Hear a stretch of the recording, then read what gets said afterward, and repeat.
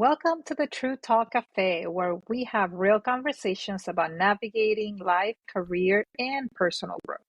I'm your host, Karla DeCuir, or like some people call me, Dr. Karla, along with my co host for today's Fireside Chat, Lali, along with the pod crew, Renee and Anna. How's it going, pod crew? Renee? I'm Anna? doing great. Anna? Hey everyone, happy to be here with you all. And my co host, Lali.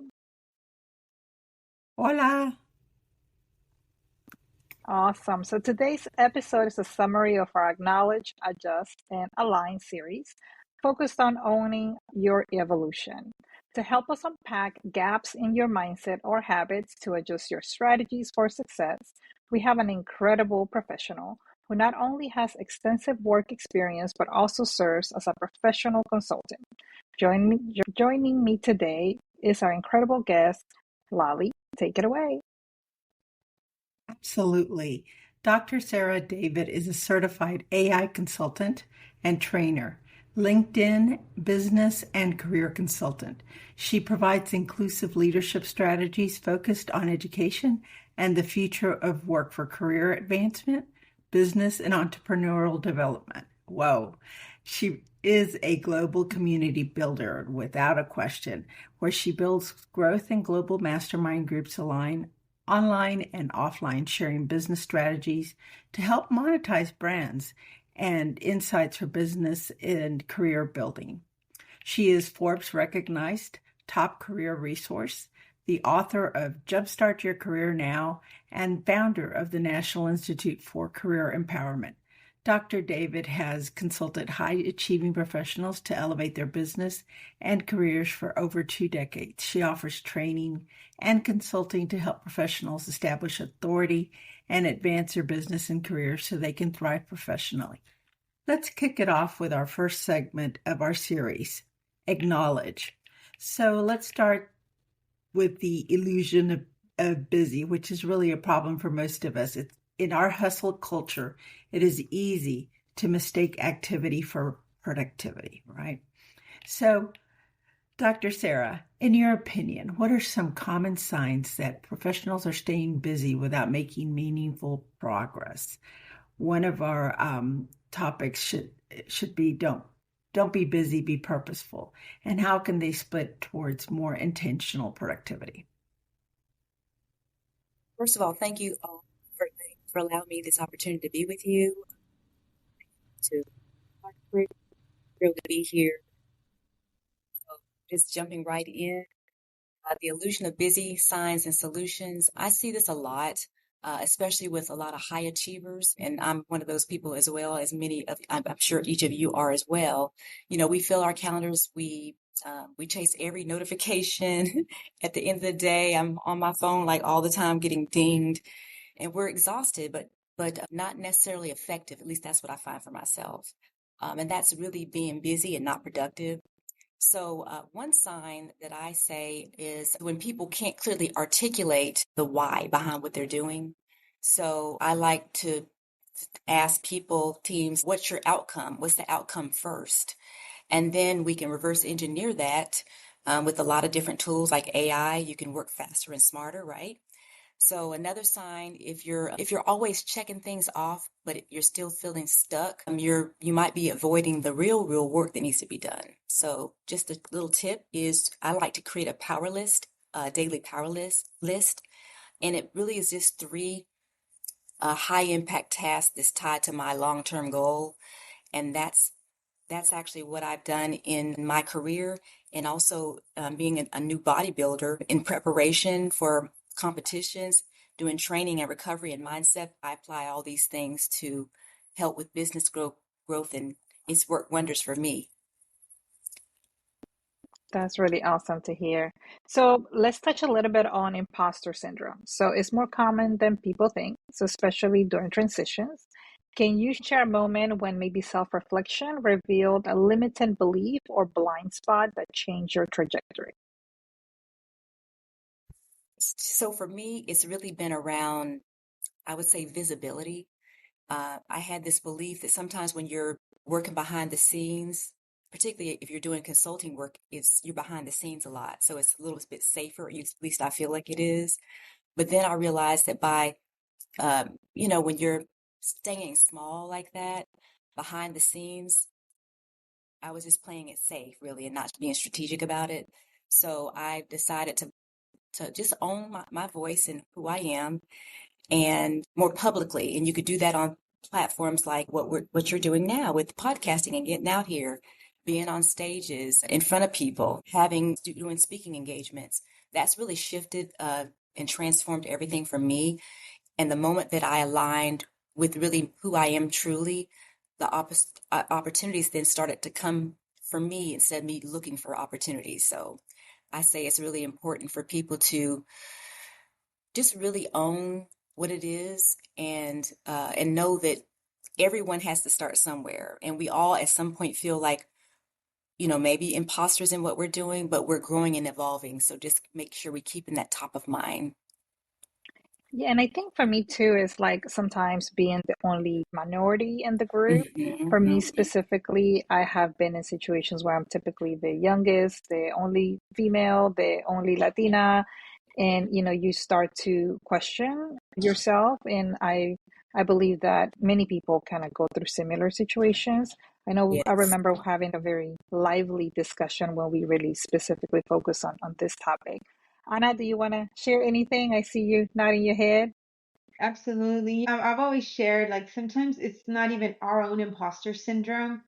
It comes from the comments or the things that are said while we're in those settings, while we're in those meetings. You and I have talked about sharing some of that. I was always not I was always the only in the room for about 20 something years. So absolutely. And sometimes it wasn't me because I walked in there thinking, oh, I belong here. I deserve to be here. And then I would hear, she's in over her head. Well, actually, the exact words was the little Mexican girl who was in over her head.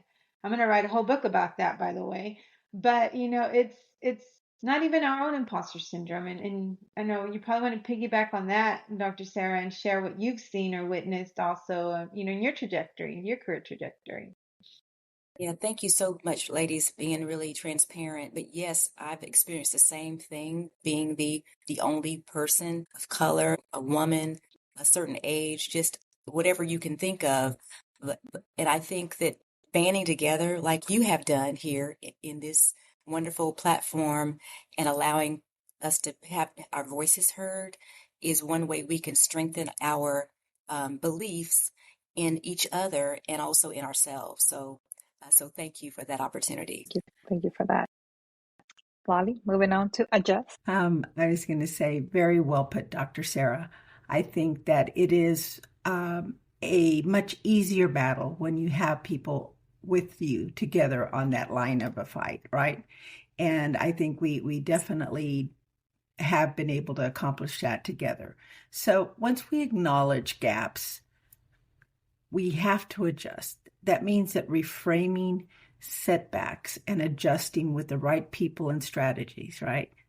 About the people you have in the room with you, and how can we purposely go after attacking somebody that might say something to us.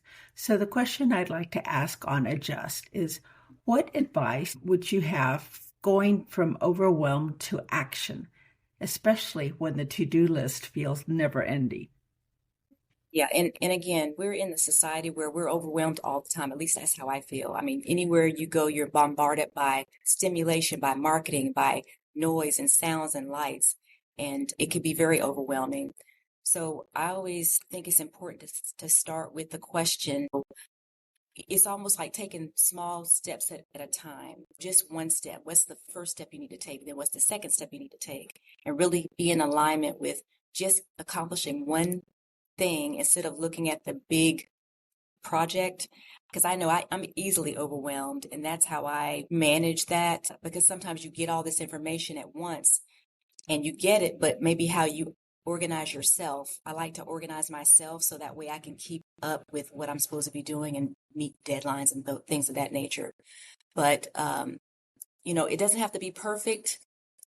Because again, I'm a recovering perfectionist, and I'm sure probably several of you may be as well.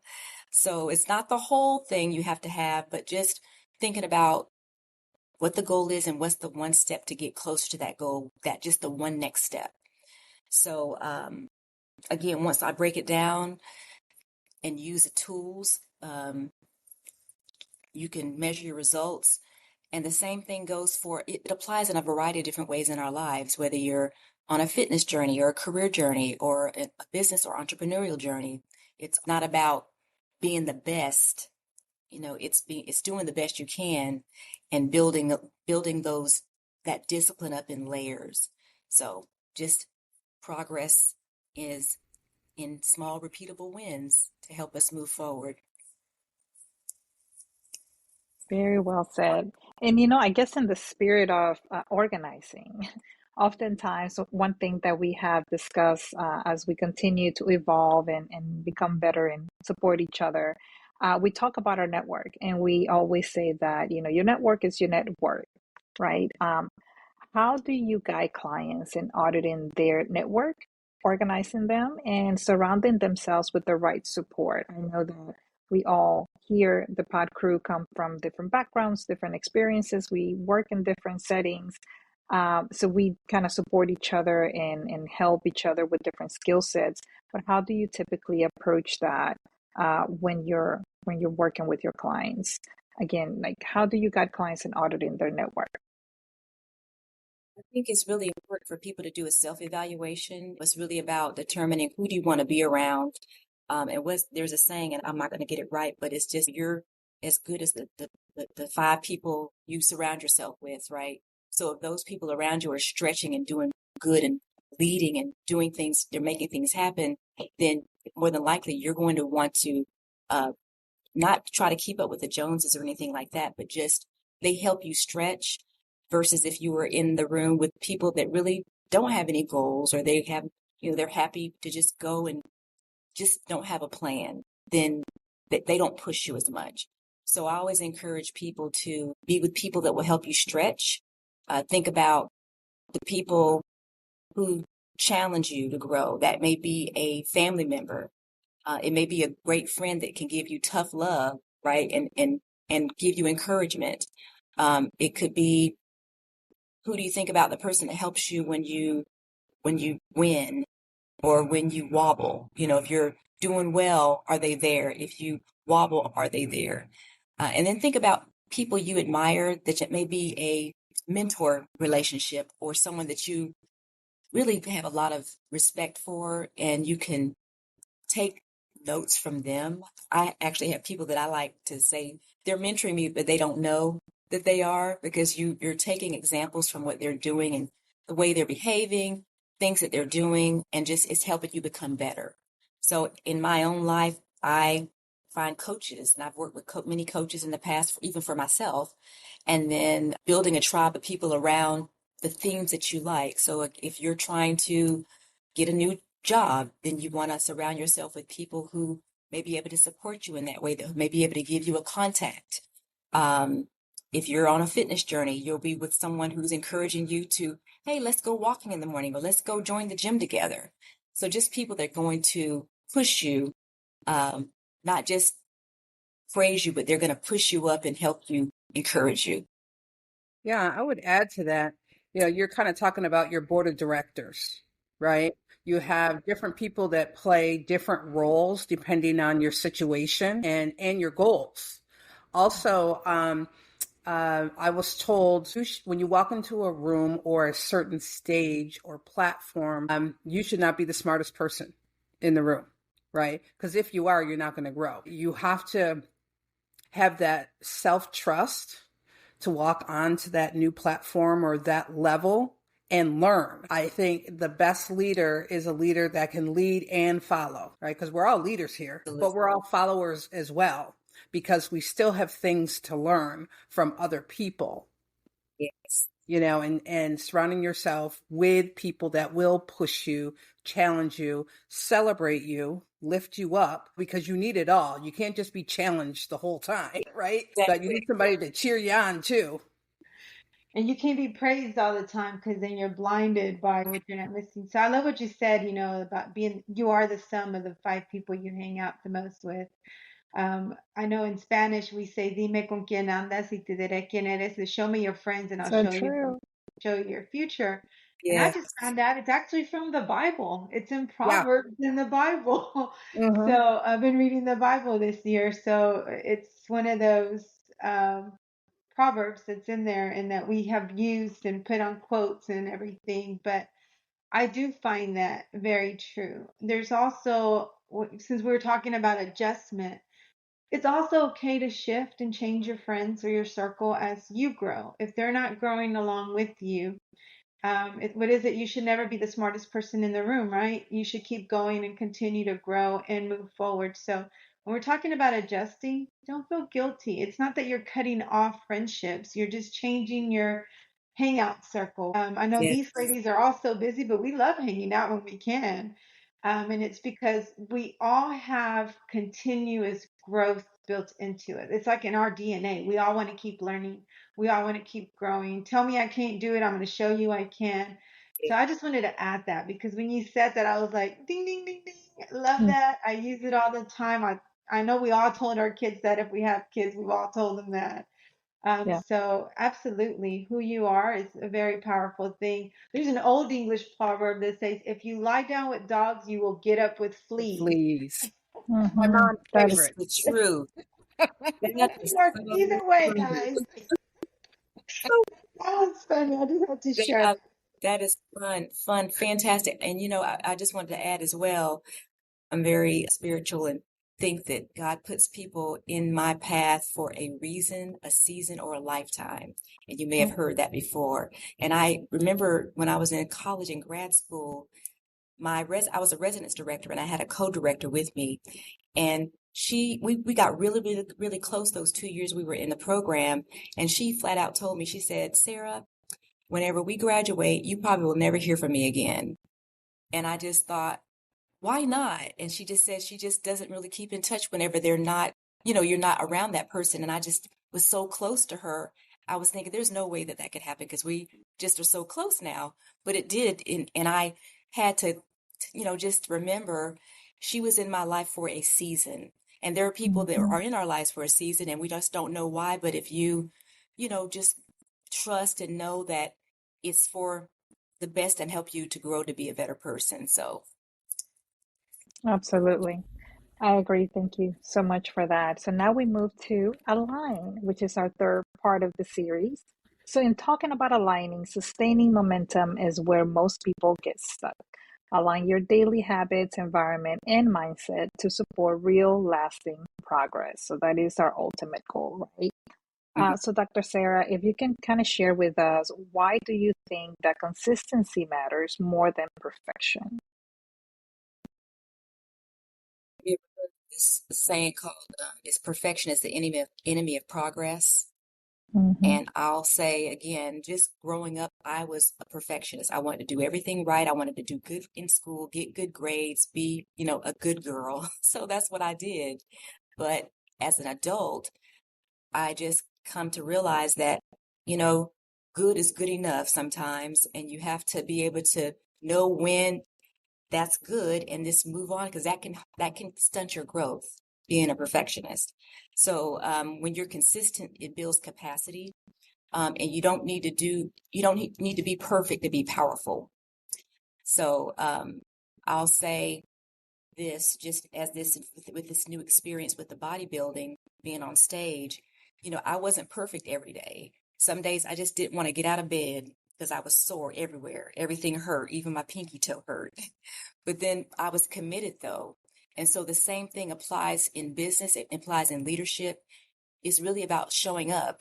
And even if you're showing up imperfectly and not perfect. So that's what I would say about consistency versus perfection.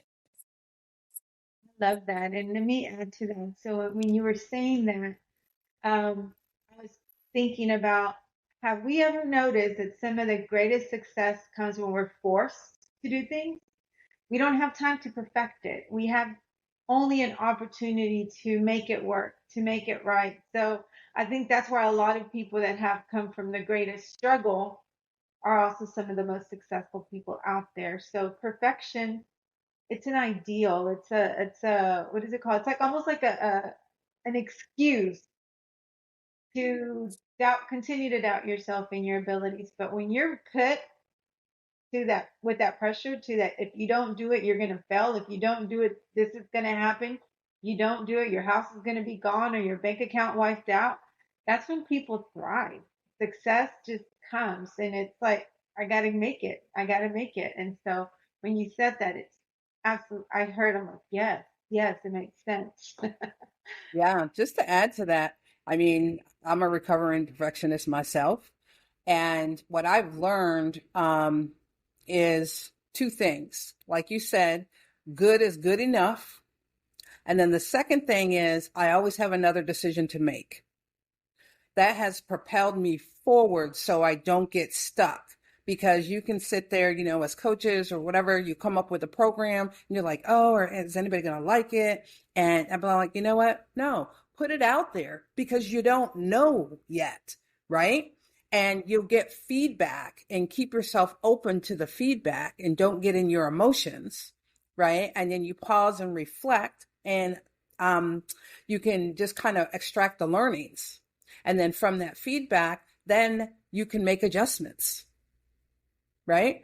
And then you just keep going because you're always evolving as a person. Your project is going to always evolve. Your body is always going to evolve, right? Depending on when you're lifting, how much you ate. So just know you're not a finished product. It's not about the destination. It's about the journey. Very good, Renee. I just can't agree with you more on that. And I'm really excited about being able to ask Dr. Sarah this question because I know her expertise in AI. And I really wanted to know, based on your experience, how can people utilize AI or any other tools to stay focused on their goals, have a sense of accountability, or even community? Maybe share some of the ways you utilize that.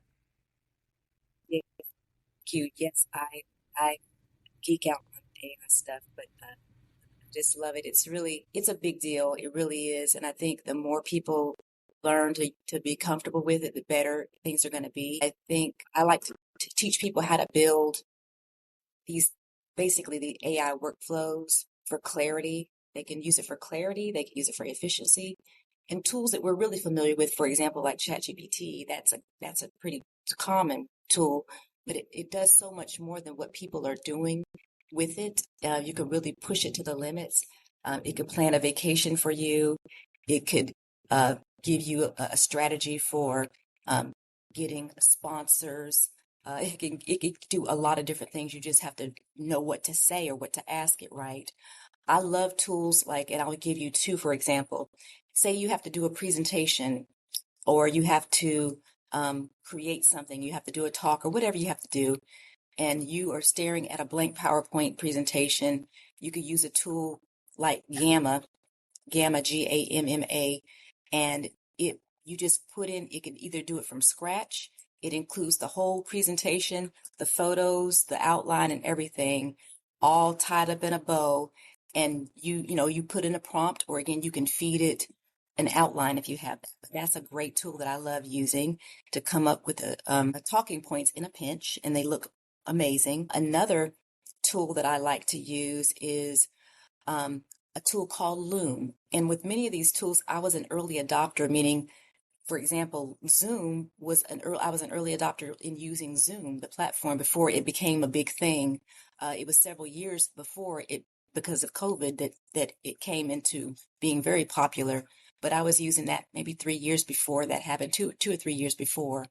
So using tools like that. Perplexity is another one. It's almost like Google on steroids, where it'll do all the research for you, and it gives you, instead of you going to Google and looking and clicking on each entry, it actually it gives you an overview of all of those, and you just click on the actual notation where it goes. It'll tell you where it pulled it from. So lots of great tools, and I don't have enough time to go into everything now, but there's some amazing things. What I like to do is I like to do a brain dump. I keep a notebook and a pen near my bedside because that's when my mind gets active, and I sometimes can't rest because my brain is not resting. So doing a brain dump, putting down what am I trying to not forget? That's why I can't go to sleep. So having that list there, you can just jot things down and you can really rest well. I like to create structured to-do lists with the deadlines on them. So that way I'm able to check it off and know it's a part of my power to-do list that I have.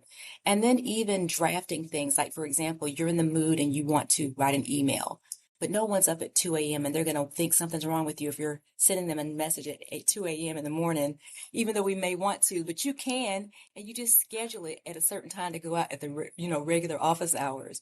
So things like that, I think it helps with helping you stay visible without being burnt out. And for the community, I really enjoy platforms like LinkedIn. I like to use I don't post a whole lot, but I do use the inbox and the messages in those platforms. I think it helps to build thought leadership. It helps us to learn from other people and helps connect with people that are like-minded. It can help. AI, of course, can help you do all this faster, but you have to bring the vision to the conversation with AI. Awesome. I love all those. And we're going to have to check them out because I've heard of Yes. some of them, but I'm really good at ChatGPT, but that's about it so far Yes. that I would claim any kind of mastery on. So thank you for sharing those. So Sure. as we get, to the point of really making sure we own our own evolution, right? It's by taking acknowledgement, adjusting and aligning, we have that accountability to be able to stay on our own evolution. But we'd like to ask one final question for all. What does owning your own evolution mean to you right now? I'm going to ask that of each of us. So Dr. Sarah, as our guest, I'll ask you to start off, please. Sure. For me, it means owning my own evolution means understanding that I'm an evolving being. I'm always becoming something better, and it just means I'm honoring where I have been already, and then celebrating what I'm becoming, and then just taking really bold steps, even when I'm fearful or scared. And that means whether I'm stepping on a stage in heels and muscles or stepping into a boardroom to consult a nonprofit on AI, just owning that means I'm no longer waiting for permission from anybody. I'm, taking things into my own hands and knowing that I am enough and I have what it is I am enough. A lot of times we don't realize. That does it all, really. Good deal. Karla, how about you?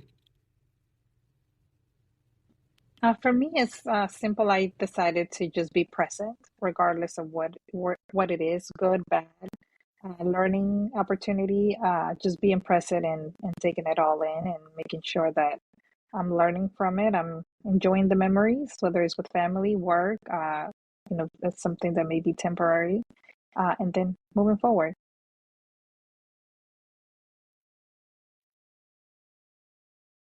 Good deal. Thank you. Renee? Yeah, I would say trusting myself and feeling the fear and doing it anyway.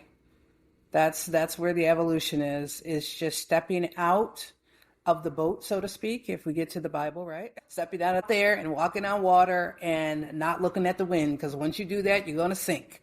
So just stepping out there. I love them all. So for me, it's Excellent. intentional. For me, it's intentional responsibility for me. There's no such thing as chance, circumstance, or others' expectations is what I am and what I make it. But I do think it's 4 different facets of it, right? 1, self-awareness.